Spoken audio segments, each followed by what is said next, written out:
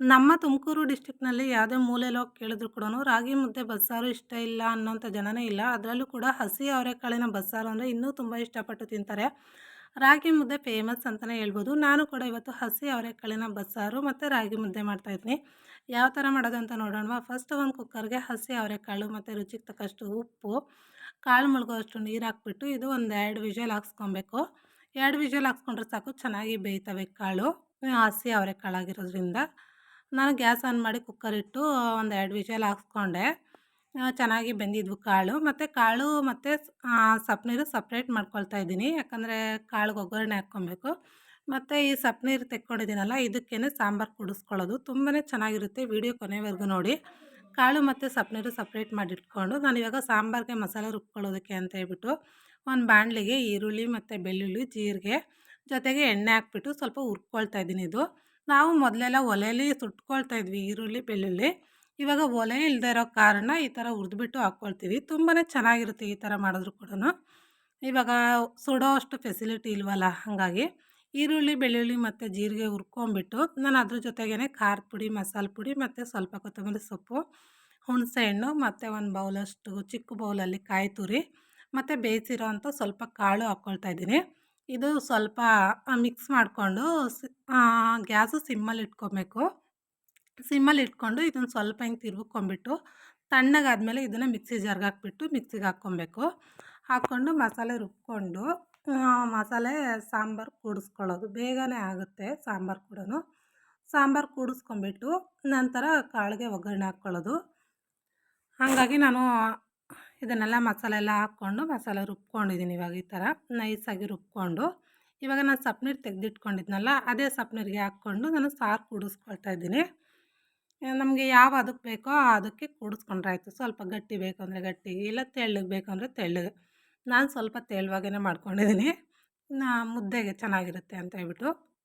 ಮತ್ತು ಉಪ್ಪನ್ನ ಫಸ್ಟೇ ಕಾಳು ಬೇಯಿಸುವಾಗ ಹಾಕಿರ್ತೀವಲ್ವ, ಹಾಗಾಗಿ ನೋಡಿಕೊಂಡು ಬೇಕು ಅಂದರೆ ಇವಾಗ ಸ್ವಲ್ಪ ಹಾಕಿ ಮತ್ತು ಸಾರು ಕುದಿಸ್ಕೊಂಡ್ರೆ ಆಯಿತು. ಇನ್ನೊಂದು ಕಡೆ ನಾನು ಒಂದು ಕಡೆ ಸಾರು ಕುದಿಯೋದಕ್ಕೆ ಇಟ್ಬಿಟ್ಟು ಇನ್ನೊಂದು ಕಡೆ ಒಗ್ಗರಣೆಗೆ ಇಟ್ಟಿದ್ದೆ. ಕಾಳಿಗೂ ಮತ್ತು ಸಾರಿಗೂ ನಾನು ಒಂದೇ ಸರಿ ಒಗ್ಗರಣೆಗೆ ಇಟ್ಕೊಳ್ತೀನಿ.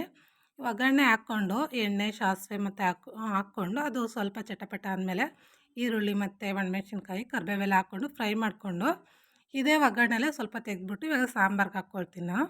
ಅರ್ಧ ಸಾಂಬಾರ್ಗೆ ಹಾಕ್ತೀನಿ, ಇನ್ನು ಅರ್ಧ ಹಂಗೇ ಕಾಳು ಒಗ್ಗರಣೆ ಹಾಕ್ಕೊಳ್ತೀನಿ. ಸಪ್ರೇಟ್ ಏನು ಹಾಕೋದಕ್ಕೆ ಹೋಗಲ್ಲ.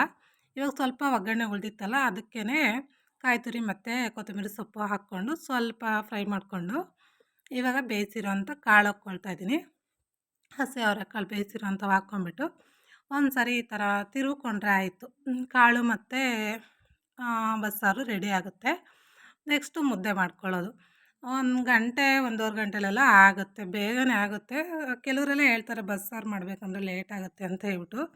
ಅಂದರೆ ಸೊಪ್ಪಿನ ಬಸ್ಸಾರೆಲ್ಲ ಮಾಡ್ತೀವಿ ಅಂದರೆ ಲೇಟ್ ಆಗುತ್ತೆ. ಕಾಳಿನ ಬಸ್ಸಾರು ಅಷ್ಟು ಲೇಟ್ ಆಗೋದಿಲ್ಲ. ಸ್ವಲ್ಪ ಬೇಗನೆ ಆಯಿತು. ಸಾರು ಮತ್ತು ಕಾಳು ರೆಡಿ ಆಯಿತು. ನಾನಿವಾಗ ಮುದ್ದೆಗಿಟ್ಟಿದ್ದೀನಿ.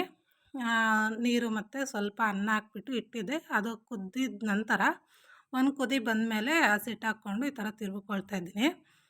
ಇದು ಒಂದು ಸ್ವಲ್ಪ ಬೇಯಬೇಕು. ಯಾಕಂದರೆ ಮುದ್ದೆ ಬೆಂದಿಲ್ಲ ಅಂದರೆ ತಿನ್ನೋದಕ್ಕಾಗಲ್ಲ. ನಮ್ಮ ಮನೇಲಂತೂ ಇದ್ದಿದ್ದು ಹೆಂಗೆ ಮಾಡಿದ್ರು ಕೂಡ ಮುದ್ದೆ ಬೆಂದಿಲ್ಲ ಅಂತಾರೆ. ಹಾಗಾಗಿ ನಾನು ಸ್ವಲ್ಪ ಜಾಸ್ತಿ ಹೊತ್ತೇ ಬೇಯಿಸ್ಕೊಳ್ತೀನಿ. ಮುದ್ದೆ ಕುದಿ ಬಂದ ನಂತರ ತೊಳಸ್ಕೊಬೇಕಿವಾಗ.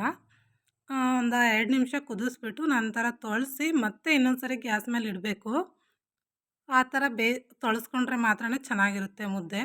ನಾವು ಒಂದೇ ಸರಿ ಮಾಡ್ತೀವಿ ಅಂದರೆ ಅಷ್ಟು ಚೆನ್ನಾಗಿರೋದಿಲ್ಲ. ಹಾಗಾಗಿ ನಾನು ಒಂದು 3 ಮುದ್ದೆ ಆಗೋಷ್ಟು ಮಾಡ್ಕೊಂಡಿದ್ದೀನಿ. ಈ ಥರ ತೊಳೆಸ್ಬಿಟ್ಟು ಮತ್ತೆ ಗ್ಯಾಸ್ ಆನ್ ಮಾಡಿ ಗ್ಯಾಸ್ ಮೇಲೆ ಇಟ್ಬಿಟ್ಟು ಮತ್ತೆ ಒಂದು 2 ನಿಮಿಷ ಬೇಯಿಸ್ಕೊಬೇಕು. ಬೇಯಿಸ್ಕೊಂಡು ನಂತರ ಮತ್ತೆ ಇನ್ನೊಂದು ಸರಿ ತೊಳೆಸ್ಬಿಟ್ಟು ಮುದ್ದೆ ಮಾಡ್ಕೊಳ್ಳೋದು. ಇಲ್ಲಿವರೆಗೂ ವಿಡಿಯೋ ನೋಡಿದ್ದೀರ ಅಂದರೆ ಯಾವುದೇ ಒಂದು ಕಾರಣಕ್ಕಾದರೂ ವಿಡಿಯೋ ಇಷ್ಟ ಆಗಿದ್ರೆ ಪ್ಲೀಸ್ ಒಂದೇ ಒಂದು ಲೈಕ್ ಮಾಡಿ, ಶೇರ್ ಮಾಡಿ, ನನ್ನ ಚಾನಲ್ಗೆ ಸಬ್ಸ್ಕ್ರೈಬ್ ಮಾಡ್ಕೊಳ್ಳಿ. ಹಾಗೆ ವಿಡಿಯೋ ಏನಾದರೂ ಇಷ್ಟ ಆಯಿತು ಅಂದರೆ ರೆಸಿಪಿ ಟ್ರೈ ಮಾಡಿ ನೀವು ಕೂಡ. ರೆಸಿಪಿ ಹೇಗಿತ್ತು ಅಂತ ಹೇಳ್ಬಿಟ್ಟು ಕಮೆಂಟ್ ಮಾಡಿ. ಇವಾಗ ಮುದ್ದೆ ತೊಳೆಸ್ಬಿಟ್ಟು ನಾನು ಮುದ್ದೆ ಕಟ್ಕೊಳ್ತಾ ಇದ್ದೀನಿ. ಒಂದು 3 ಮುದ್ದೆ ಮಾಡಿಕೊಂಡೆ. ತುಂಬಾ ಚೆನ್ನಾಗಿರುತ್ತೆ. ಒಂದ್ಸರಿ ಟ್ರೈ ಮಾಡಿ ನೀವು ಕೂಡ. ಟ್ರೈ ಮಾಡಿಬಿಟ್ಟು ಹೇಗಿತ್ತು ಅಂತ ಹೇಳ್ಬಿಟ್ಟು ನನಗೂ ಹೇಳಿ, ಕಮೆಂಟ್ ಮಾಡಿ. ಹಾಗೆಯೇ ನಿಮ್ದು ಯಾವ ಊರು ಅಂತ ಹೇಳ್ಬಿಟ್ಟು ಕಮೆಂಟ್ ಮಾಡಿ. ನನ್ನ ವಿಡಿಯೋ ಎಲ್ಲಿಂದ, ಯಾವ ಊರಿಂದ ವಿಡಿಯೋ ನೋಡ್ತಿದ್ದಾರೆ ಅಂತ ನನಗೂ ಕೂಡ ಗೊತ್ತಾಗುತ್ತೆ. Thank you for watching.